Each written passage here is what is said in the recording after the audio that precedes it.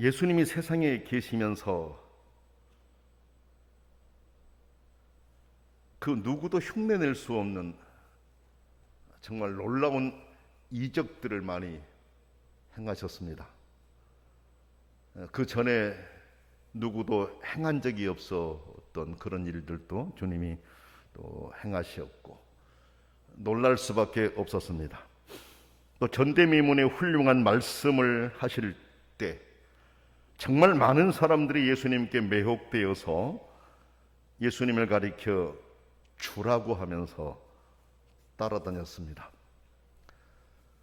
전에 그 누구를 통해서도 들어보지 못했던 그런 말씀들을 주님이 하셨거든요. 그러니까 다들 놀랐습니다. 주님이 하신 그 말씀에 빨려 들어가기 시작했습니다. 그래서 주님이 말씀하신 그곳에 많은 사람들이 모여서 말씀을 듣고 예수님을 주라고 하면서 그렇게 따라다녔다라는 것입니다. 예수님이 가셔서 말씀하신 곳이면 어디든지 정말 많은 사람들이 몰려들었습니다. 여러분이 아신 것처럼 발 디딜 틈이 없을 정도로 많은 사람들이 이렇게 몰려왔다라고 성경은 기록하고 있지 않습니까? 또 수만 명이 몰려왔다고 그렇게 성경은 기록하고 있지 않습니까? 그러니까 주님이 하신 말씀에 모두가 다 감동돼서 그렇게 온 경우가 많았다라는 것입니다. 모인 무리 앞에서 예수님은 앞을 내다보셨어요. 그러시면서 미래의 성도들이 어떤 믿음을 가져야 되는지에 대해서 알려주셨습니다. 예수님이 죽으시고 부활하시고 난 후에는 더더욱 예수님을 주로 믿고 신봉하는 사람들이 많아질 것이라는 것을 예수님은 아셨습니다. 실제로 예수님께서 죽으시고 부활하신 후에 사도들이 복음을 전하고 사도들의 복음을 전하는 사람들이 또 복음을 전하고 이렇게 해서 복음이 확장되어 가지 않았습니까? 하나님 나라가 확장되어 가지 않았습니까? 예수님이 땅 끝까지 복음을 전하라 하신 말씀을 따라서 그렇게 흩어져서 복음을 전해서 예수 믿는 사람들이 정말로 많아졌었습니다. 예수님을 믿고 따르는 사람들 중에는 예수님의 이름으로 예언도 하고 예수님의 이름으로 귀신을 쫓아내기도 하고 기적을 행하는 그런 사람들도 있을 것이라는 것을 예수님이 아셨습니다. 왜냐하면 예수님의 이름이 능력이기 때문에 그렇습니다. 예수님의 이름으로 그와 같은 일이 일어날 것을 예수님이 아셨기 때문에 예수님을 믿고 따르는 사람들이 그렇게 행할 것이다라는 걸 주님이 아셨습니다. 그러나 우리는 여기서 예수님이 하신 말씀을 마음에 깊이 새겨 담아야 합니다. 예수님께서는 예수님을 주여, 주여라고 부르고 심지어 예수님의 이름으로 놀라운 기적을 행한다고 해도 그들이 모두가 다 하나님의 나라를 차지한다고 보장받을 수 없다라고 말씀하셨습니다. 아니 예수님을 주라고 부르고 주여 주여라고 부르고 예수님의 이름으로 놀라운 기적을 행했는데도 하나님의 나라를 차지한다는 보장이 없다. 주님이 그렇게 말씀하셨으니 여러분 얼마나 이게 당황스러운 말씀입니까? 인간의 생각으로는 이해하기 어려운 말씀입니다. 왜냐하면 주님의 능력을 힘입어 놀라운 일들을 행했는데 구원이 보장되지 않는다고 하니 그 말씀을 이해하기가 너무 어렵지 않습니까, 여러분? 그렇지 않습니까? 저도 어려운데 여러분도 얼마나 어렵겠습니까? 근데 말씀을 보면 믿는다고 하면서 행함이 없을 때 그리고 믿는다고 하면서 불법을 행하는 사람은 결코 그 나라를 얻지 못할 것이며 예수님은 그들을 향해 나는 너희를 전혀 모른다라고 하실 것이다 이렇게 예언하셨어요. 그러니까 예수님의 이름으로 기적을 행하고 능력을 행하고 귀신을 쫓아내고 이런 일들을 행한 사람이라고 할지라도 자기 행위에는 전혀 예수님을 따르는 삶이 나타나지 않을 때 또 불법을 행하면서 그와 같은 일을 행할 때 그런 사람들 나는 너희를 모른다라고 하시겠다라는 것입니다. 예수님의 이름으로 행했을지를 모르지만 예수님은 그 사람들을 모른다고 하겠다라고 그렇게 말씀하신 겁니다. 예수님이 왜 그들 앞에서 이런 말씀을 하셨을까요? 난 그게 궁금했어요. 왜 이런 말씀을 하셨을까? 당시 예수님을 믿고 따른다고 하는 사람들 안에도 그런 문제가 있었기 때문이다라는 것을 알 수가 있었습니다. 설명하면 당시 예수님을 따르던 사람들 가운데 예수님을 주라고 부르긴 하지만 주여 주여라고 부르며 따라다니긴 하지만 믿음에 합당한 열매가 없이 예수님을 따라다니는 사람들이 많았다라는 것입니다. 이걸 예수님이 보셨다라는 것입니다. 믿는 사람답게 하나님 보시기에 옳은 일을 행하지 않고 오히려 악을 행하는 사람들이 있었던 모양입니다. 이에 예수님은 모인 그들 앞에서 이렇게 무서운 말씀을 하신 것입니다. 믿으면은 행위가 따라야 된다는 말씀 아닙니까? 믿었으면 당연히 결과가 나타나야 된다라는 것을 주님이 말씀하신 거예요. 기독교 신앙인들 가운데 말씀 한 부분만을 강조하면서 자신의 믿음을 세우려고 하는 경향들이 더러 있습니다. 가령 제가 말씀 몇 군데를 말씀해 볼게요. 누구든지 주의 이름을 부르는 자는 구원을 얻으리라. 이 말씀이 있잖아요. 사도행전 2장 21절에 누구든지 주의 이름을 부르는 자는 구원을 얻으리라. 성경이 주의 이름만 부르면 구원받는다고 하지 않았느냐. 그러니까 주의 이름만 부르면 구원받아. 주여 주여 하면 구원받는다. 그 뒤에 다른 것 조건 내세울 수 없어. 이름만 부르면 된다고 성경이 말씀했지 않느냐.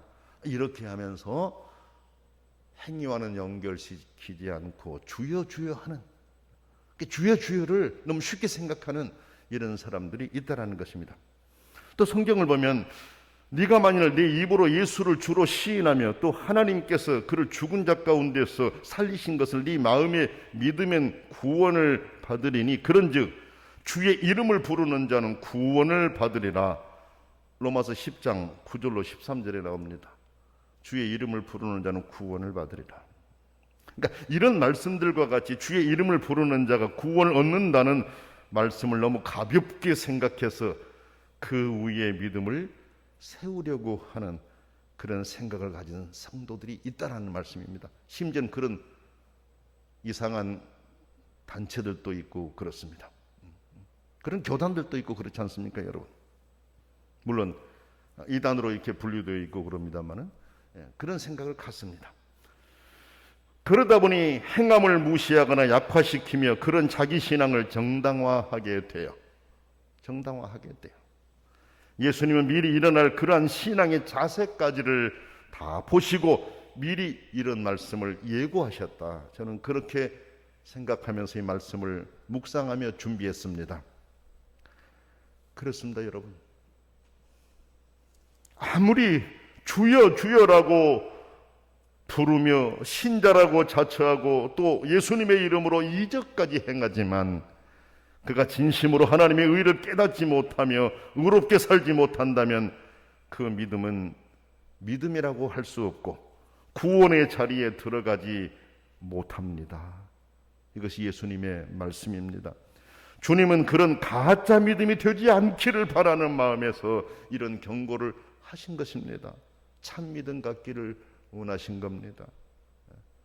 참인 것 같은데 가짜로 나타나지 않기를 주님은 그렇게도 원하셨던 것입니다.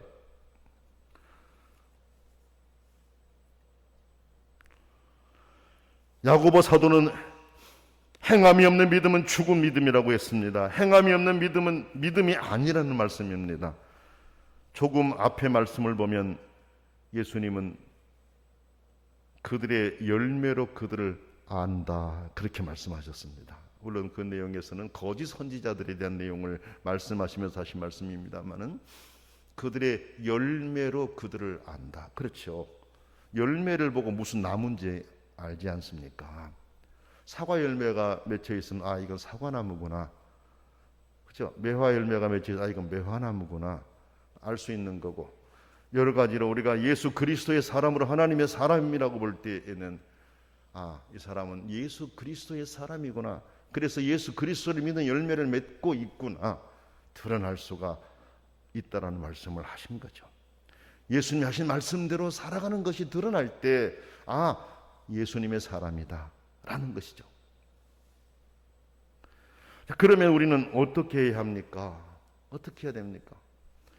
예수님이 하신 말씀들을 듣고 행하는 자가 돼야 합니다. 왜? 예수님이 그걸 원하셔서 이 말씀을 하셨기 때문에 그렇습니다. 나의 말씀 따로, 내 삶 따로가 아니라 말씀이 삶에 녹아나야 한다라는 말씀입니다. 예수님은 말씀을 듣고 행동으로 옮기는 신자들을 가리켜 그 집을 반석 위에 지은 지혜로운 사람 같다, 그렇게 24절에 말씀하셨습니다. 예수님의 말씀을 듣고 그 말씀이 삶에 녹아나서 삶 속에 말씀이 실천되어져 나갈 때 그런 사람은 반석 위에 집을 지은 사람과 같다, 그렇게 말씀을 하신 겁니다. 반대로 26절 말씀 보면 말씀을 듣고 실천하지 않는 자를 가리켜서 그 집을 모래 위에 지은 어리석은 사람 같다 그랬어요. 앞에는 반석 위에 지은 지혜로운 사람 같다 이렇게 말씀하셨는데, 예수님 말씀을 듣고 삶 속에 실천하지 않으면서 믿음 따로 삶 따로 살아가는 이런 사람들을 가리켜 모래 위에 집을 지은 어리석은 사람 같다, 주님 그렇게 말씀을 하신 겁니다. 그러면서 그 이유가 무엇이라고 했습니까? 예수님 그 이유에 대해서 설명하셨습니다. 우리가 아는 상식과 같아요. 예수님이 하신 말씀인데 우리가 알고 있는 상식과 같은 말씀을 주님이 하셨어요. 반석에 지어진 집은 비가 내려 큰 물이 밀려오고 또 바람이 불어도 들이쳐도 무너지지 않는다라는 것입니다. 여러분 그렇지 않습니까? 든든하게 반석에 집을 지어놨을 때는 비가 와도 걱정이 없지요. 왜? 든든하니까. 그렇죠? 바람이 불어도 걱정이 없죠. 든든하니까. 모래 위에 지은 집은 비가 내려 큰 물이 밀려오고 또 바람이 불어 들이닥치면 그 집은 여지없이 무너지지 않습니까? 우리가 알고 있는 내용 아닙니까? 예수님이 그걸 아시기 때문에 그렇게 말씀하신 거야. 자, 그러면 예수님께서 말씀을 듣고 실천하는 사람을 반석 위에 집을 지은 사람과 같다라고 하셨고, 말씀을 듣고 실천하지 않는 사람을 모래 위에 지은 집과 같다라고 하신 의미가 무엇일까요? 그냥 바람이 불면 무너진다, 그렇죠? 비가 오면 쓸려간다, 이거 말씀하시려고 했을까요? 바람이 불어도 든든하다, 그 집은. 그렇죠? 비가 와도 든든하다, 그냥 그저 그 말씀하시려고 주님이 이 말씀을 하셨을까요? 아닙니다. 주님께서 이렇게 말씀하신 데는 뜻이 계셨고 의도가 계셨습니다. 그 뜻과 의도가 무엇입니까, 여러분? 여기 큰 비, 그리고 홍수, 폭풍, 이런 것들은 심판에 대한 상징들이에요. 성경을 보게 되면 심판에 대한 상징들을 여러 가지 말씀을 하고 계시는데, 비라든지 홍수라든지 폭풍이라든지 이런 것들을 심판에 대한 상징으로 말씀하셨어요. 하나님이 심판하실 때 이와 같은 것들을 도구로 사용하셔 심판하신다라는 것을 알리신 거죠. 그러니까 예수님께서 이렇게 말씀하신 것은 심판에 대한 것을 말씀하신 거예요. 우리가 하나님의 선하신 뜻을 따라 살아가게 될 때, 우리의 믿음의 행위에 드러나게 될 때 반석 위에 집을 지은 사람과 같기 때문에 심판을 견뎌 이길 수 있다라는 거죠. 그러나 반대로 그렇지 못할 때 심판을 견딜 수 없다라는 말씀을 하신 거지 않습니까? 여러분, 이사야서 28장 17절 말씀 보면 이렇게 말씀하셨어요. 나는 정의를 측량줄로 삼고 공의를 저울추로 삼으니 우박이 거짓 피난처를 소탕하며 물이 그 숨는 곳에 넘칠 것인즉 그랬습니다. 물이 그 숨는 곳에 넘치리라. 심판에 대한 예고입니다. 나는 정의를 측량줄로 삼고 공의를 저울줄로 삼는다. 정확하게 하시겠다는 거잖아요. 우박이 거짓 피난처를 소탕해버리겠다. 물이 그 숨는 곳에 넘쳐서 살지 못하게 하겠다라는 그런 말씀 아닙니까, 여러분? 그리고 30장 30절 말씀 보면 이사야서 이런 말씀이 있습니다. 여호와께서 그의 장엄한 목소리를 듣게 하시며 혁혁한 진노로 그의 팔에 치심을 보이시되 맹렬한 화염과 폭풍과 폭우와 우박으로 하시겠다. 그렇게 말씀하셨습니다. 심판에 대한 예고의 말씀입니다, 여러분. 맹렬한 화염과 폭풍과 폭우와 우박으로 심판하시겠다라는 이 말씀을 하신 거예요. 그리고 여러분 한 곳 더 볼게요. 에스겔서 13장 1절 14절 말씀 보면 이런 말씀이 나옵니다. 그러므로 나는 회칠하는 자에게 이르기를 그것이 무너지리라. 폭우가 내리면 큰 우박덩이가 떨어지며 폭풍이 몰아치리니 그러므로 나 주 여호와가 말하노라. 내가 분노하여 폭풍을 퍼붓고 내가 진노하여 폭우를 내리고 분노하여 큰 우박 덩어리로 무너뜨리리라. 회칠한 담을 내가 이렇게 허물어서 땅에 넘어뜨리고 그 기초를 털어낼 것이라. 담이 무너진즉 너희가 그 가운데서 망하리니 나를 여호와인 줄 알리라. 에스겔 13장 11절로 14절에서 그렇게 말씀하고 있습니다. 회칠한다라고 하는 것이 무엇이다라는 거 여러분 이미 설교 말씀을 통해 들었지 않습니까? 밑에는 사람이 죽어서 묻어놓은 그 송장이 있는데 그 겉에는 회칠을 해가지고 깨끗한 것처럼 아무것도 아래 없는 것처럼 이렇게 보여지는 이 부분이잖아요. 예수님께서 그 말씀하셨잖아요. 회칠은 무덤 같다라고 예수님 말씀하셨지 않습니까?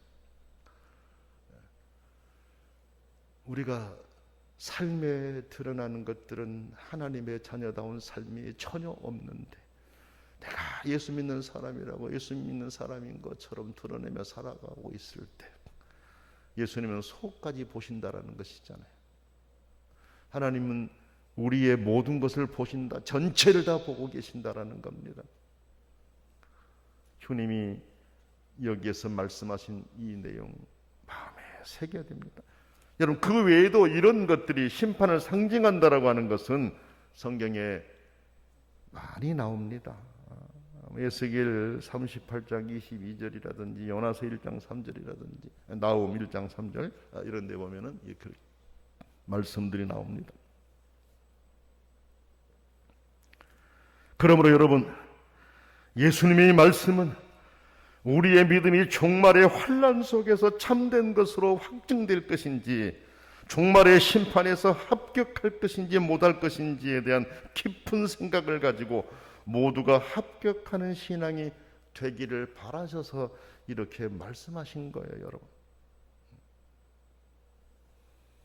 제가 언젠가 여러분에게 설교하면서 예수님이 가르쳐 주신 주기도문은 지금 우리가 살아가는 삶에 대한 내용을 기도하는 내용도 있지만 종말 때 이기게 해달라고 하는 기도가 포함되어 있다. 이런 말씀을 드렸지 않습니까? 그래서 예수님께서 가르쳐 주신 주기도문의 내용을 보세요. 주기도문의 내용은 우리의 삶과 직접 연결되어 있는 것을 볼 수가 있어요. 하나님께 대한 우리의 자세가 나오고 우리가 우리끼리의 자세가 나오지 않아요. 우리끼리 내 자신에 대한 문제가 나오지 않아요. 유혹에 빠지지 않고 신실하게 하나님 뜻대로 살아가기를 원하는, 그렇죠, 다른 사람을 용서하고 사랑하며 살기를 원하는 그런 내용들이 주기도문에 포함되어 있지 않습니까? 기도만 드리라는 것이 아니잖아요. 기도를 드렸으면 기도를 드린 것처럼 살라고 한 말씀이잖아요. 그렇지 않습니까? 우리가 미사오그를 쓰면서 유창하게 기도를 잘하지만 내가 드린 기도가 삶에 나타나지 않고 드러나지 않는다면 어떻게 내가 기도 드렸다고 말할 수가 있겠습니까? 어떻게 내가 주기도문을 드렸다고 말씀을 드릴 수가 있겠습니까? 주님이 기뻐하신 기도를 드렸다고 어떻게 말할 수가 있겠습니까? 그렇지 않습니까? 이제 우리는 주님께서 하신 이 말씀들을 마음에 깊이 새겨야 됩니다. 그리고 이것에 대한 결정적인 잣대가 바로 예수님이 하신 말씀들을 행동으로 옮겼는지 여부라고 하는 것, 이걸 마음에 꼭 기억해야겠습니다. 예수님의 반석 위의 집과 모래 위의 집에 대한 비유는 산상수훈의 결론 부분이다. 신학자들은 그렇게 많이 보고 있습니다.